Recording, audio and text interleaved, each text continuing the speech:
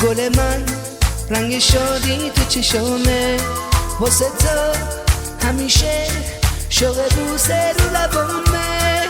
تو بیا که نگاه توی راه تو نشسته، تو بیا که دلم به طلسم تو شکسته.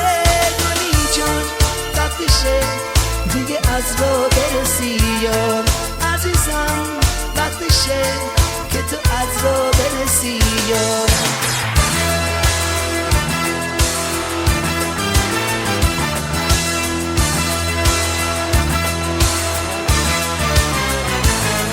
واسه تو بگو از گل عشقی که تو راهه، کاروان تو بیا که دل من بیقراره. میدونم که سحر پشت شب‌های سیاهه، تب عشق رو تنم یه مسافر توی راهه. گلی جان وقتشه دیگه از را برسی یار، عزیزم وقتشه که تو از را برسی یار.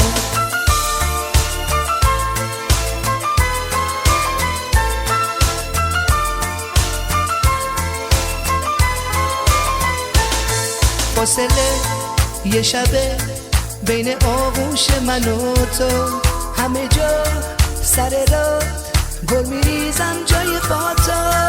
گلی جان اسم تو توی سینه شده فریاد، عشق تو واسه من مثل شیرین واسه فرهاد. گلی جان وقتشه دیگه از را برسی یار، عزیزم وقتشه که تو از را برسی یار.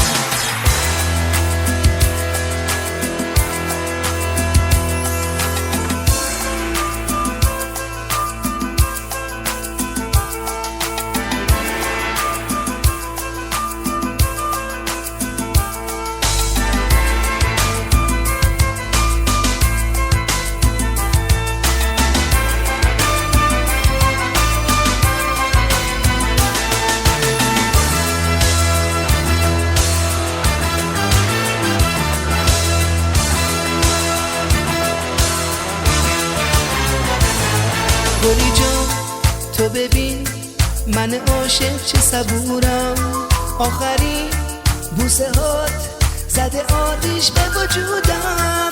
خوب من نازنین یه ستاره یه فرشته، گلی جان تو بیا که گذشته ها گذشته.